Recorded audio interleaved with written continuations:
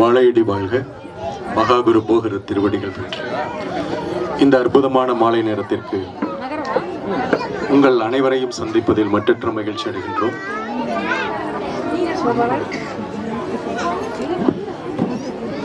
இன்னைக்கு நம்ம குழந்தைங்களோட பெர்ஃபார்மன்ஸ் எப்படி இருந்தது?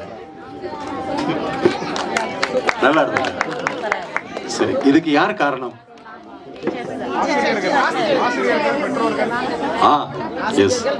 அதாவது நமது கலாச்சாரத்துல என்ன சொல்லப்பட்டிருக்கு அப்படின்னா, மாதா பிதா குரு தெய்வம். முதல்ல தாய் தந்தை தான் ஒரு குழந்தைக்கு முதல் நிலையா கல்வி, அறிவு, ஒழுக்கம் அனைத்தையும் கற்றுக் கொடுக்கக்கூடியவர்கள். பள்ளி என்பது குழந்தைகளுக்கு இரண்டாவது வீடு. அது உண்மைதானே? ரைட். இன்னைக்கு எல்லோருமே ஒரு பெரிய கனவோட தான் நம்ம குழந்தைங்களை ஸ்கூலுக்கு அனுப்புறோம், இல்லையா? சோ இந்த குழந்தைகள் பாத்தீங்கன்னா இப்ப விதை மாதிரி இருக்கிறாங்க. அப்ப இந்த விதை ஒரு நல்ல நிலத்துல என்ன பண்ண வேண்டியது இருக்கு? விதைக்கணும். அப்ப அதுக்காக தான் நீங்க ஆரம்பத்துல இப்பவே உங்க குழந்தைகளை சேர்க்கிறப்ப என்ன பண்ணிருப்பீங்க? எடுத்த உடனே பக்கத்துல ஒரு ஸ்கூல் இருக்கு அப்படின்னு சேர்த்திருப்பீங்களா? நிறைய நீங்க என்ன பண்ணிருப்பீங்க? விசாரிச்சிருப்பீங்க. அல்லது இதற்கு முன்னால நம்ம பள்ளியில படிச்ச குழந்தைகளுடைய பெற்றோர்கள்ட்ட கேட்டிருப்பீங்க, குழந்தைகளுக்கு எது மாதிரியான கல்வி எல்லாம் இங்க கற்றுக் கொடுக்கப்படுகிறது, எது மாதிரியான ஒழுக்கம் கற்றுக் கொடுக்கப்படுகிறது, எது மாதிரியான அதிகப்படியான ஸ்கில்ஸ் கற்றுக் கொடுக்கப்படுகிறது அப்படிங்கறதெல்லாம் தெரிஞ்சுதான் நீங்க சேர்த்திருக்கீங்க, இல்லையா?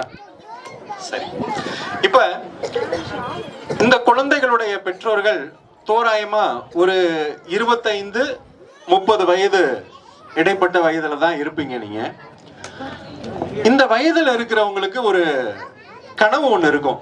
என்ன அப்படின்னா, நீங்க உங்களுடைய எதிர்காலம்னு சில விஷயங்கள் நினைச்சதுல நடக்காதத கூட நம்ம குழந்தைகள் அடையணும்னு நினைச்சிருப்பீங்க, இல்லையா? உண்மையா? ஆனா இன்னைக்கு நடப்பு அப்படி இருக்கா? அதாவது இனி வரக்கூடிய எதிர்காலம், அதாவது இப்ப ஆர்டிபிஷியல் இன்டெலிஜென்ஸ் அப்படிங்கறதெல்லாம் அதிகமா வந்துருச்சு அப்படிங்கிறாங்க, இல்லையா? இப்ப எதிர்காலத்துல கல்வி எப்படி இருக்கும்னு நீங்க நினைக்கிறீங்க?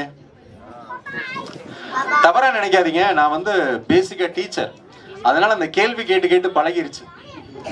நீங்களும் பதில் சொன்னீங்கன்னா உங்களுக்கும் உபயோகமாவே இருக்கும்.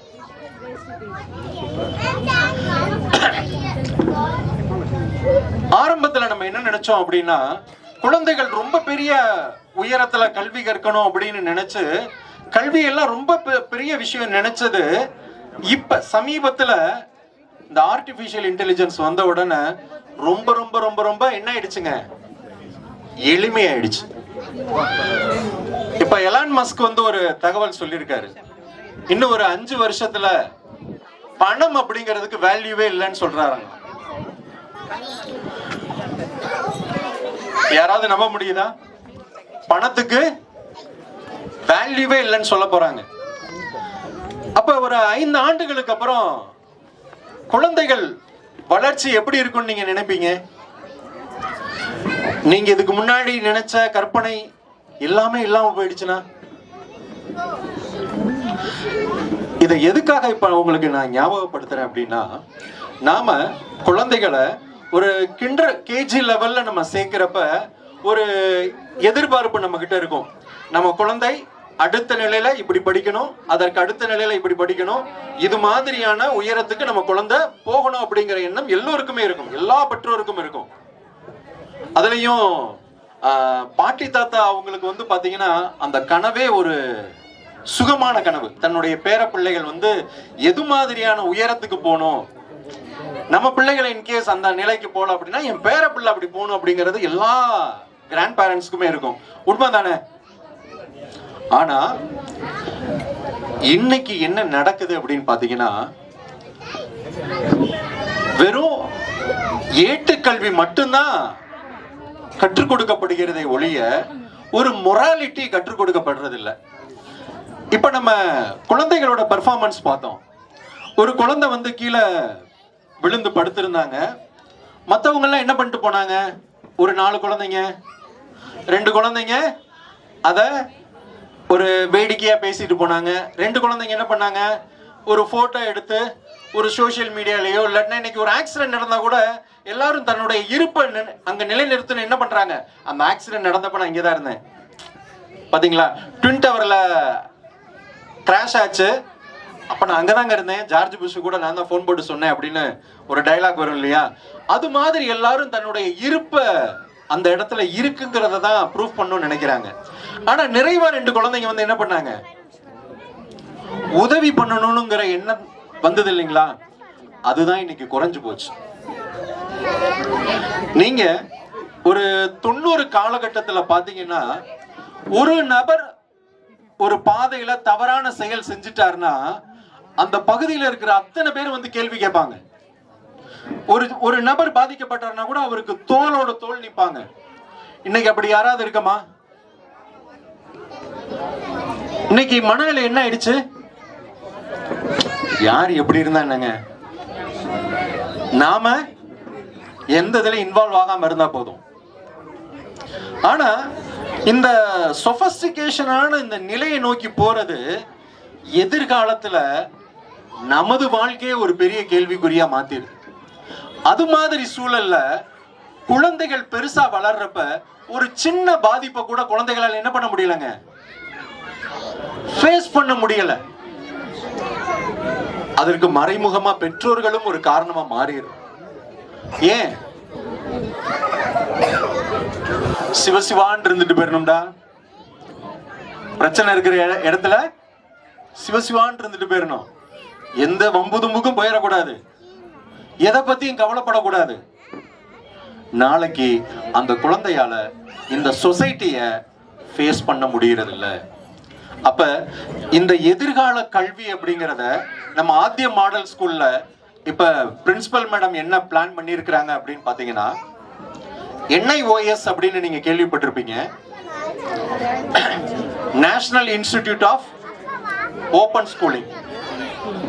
இது வந்து பாத்தீங்கன்னா குழந்தைகளுக்கு பலதரப்பட்ட கல்விகளை கற்றுக் கொடுப்பதும் பலதரப்பட்ட நெறிமுறைகளை கற்றுக் கொடுப்பதும் அது போன்ற ஒரு கல்வி நிலையமாக நமது ஆத்திய மாடல் ஸ்கூல் வரும் காலங்கள்ல உருவெடுக்க போகுது. உங்களுடைய ஆதரவினால் இன்னைக்கு மத்திய கல்வி எப்படி மாறிடுச்சு அப்படின்னு பாத்தீங்கன்னா, வெறும் 3 வருஷமா ஒரே சப்ஜெக்ட படிக்கணும்னு இல்ல, அந்த மாணவருக்கு அல்லது மாணவிக்கு அந்த துறையில விருப்பம் இல்லைன்னா வேறு துறையை தேர்ந்தெடுத்துக் கொள்ளலாம் அப்படிங்கிற ஒரு நிலையை நோக்கி மாறிட்டு வருது. அப்ப எதிர்காலம் அப்படிங்கிறது இனி வெறுமன ப்ரொஃபஷனல் அப்படிங்கிற எஜுகேஷன்ங்கிற மாதிரி ஒரு இன்ஜினியரிங் ஒரு மெடிசின் அப்படிங்கிறது மட்டும் இல்லாம எல்லா துறை சார்ந்தும் இருக்க போகுது. ஏன் அப்படின்னா ஆர்டிபிஷியல் இன்டெலிஜென்ஸ் அப்படிங்கிறது ஒரு மிகப்பெரிய ஜெயண்ட் மாதிரி என்ன பண்ண போகுது, எல்லா விஷயத்தையும் ஆக்கிரமிக்க போகுது. அப்ப குழந்தைகளுக்கு தெரிஞ்சுக்க வேண்டிய விஷயம் என்னங்க, என்ன தெரிஞ்சுக்கணும்? அதாவதுங்க இன்னைக்கு எல்லார்ட்டையும், அதாவது இப்ப இந்த குழந்தைகள் எல்லாம் விட்டுறலாம், இன்னைக்கு காலேஜ் படிக்கிற பையன்ட்ட இப்போ ஒரு +2 முடிக்கிற பிள்ளைகிட்ட கேட்கிறோம்னு வச்சுக்கோங்களேன், அவங்க பேரண்ட் என்ன சொல்லுவாங்களா, ஏஐல வந்து பயங்கர ஃபியூச்சர் இருக்காங்க, அதனால ஏஐ கோர்ஸ் சேர்த்து உள்ளான் இருக்கேன் அப்படின்னு. இன்னைக்கு எல்லாருக்கும் ஸ்மார்ட் போன் யூஸ் பண்ண தெரியுமா? எல்லாருக்கும் தெரியும் இல்லையா? ஏஐ இன்னும் 3 இயர்ஸ்ல இப்படிதான் ஆயிடும். எப்படி ஆயிடும்? இன்னும் 3 வருஷத்துல ஒரு சுமை தூக்கக்கூடிய தொழிலாளி முதற்கொண்டு ஏஐ யூட்டிலைஸ் பண்ணுவார். அப்ப அதுக்குன்னு தனியா படிக்கணுமா? அதுக்குன்னு தனியா படிக்க வேண்டியது இருக்குங்களா? அப்ப குழந்தைகளுக்கு இன்னைக்கு தேவையான ஒரு முக்கியமான விஷயம் என்ன அப்படின்னா ஸ்கில் டெவலப்மெண்ட்.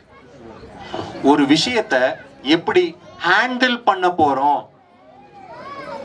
அப்ப ஒரு பொருளை மட்டும் கிடையாது, இந்த சொசைட்டியை எப்படி ஹேண்டில் பண்ண போறோம், தன்னுடைய ஃபேமிலியை எப்படி ஹேண்டில் பண்ண போறோம், தான் கூட படிக்கிற ஒரு மாணவனை, சக நண்பனை, சக தோழியை எப்படி ஹேண்டில் பண்ண போறோம் அப்படிங்கிற கல்வியை குழந்தைகளுக்கு கொடுப்பதாக நீங்கள் தீர்மானித்தீர்களே ஆனால் உங்கள் குழந்தை என்னும் வேர் இயல்பா எங்கெங்க இருக்கும்?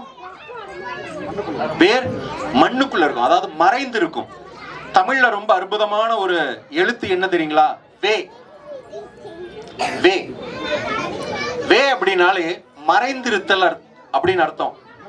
வேர் மறைஞ்சதா இருக்கு இல்லையா? வேடன் வேடம் எல்லாமே மறைஞ்சிருக்கிறதுக்கான முதல் எழுத்து வே அப்படின்னு தான் இருக்கும். அப்ப உங்க குழந்தைகளின் வேரானது நீங்கள்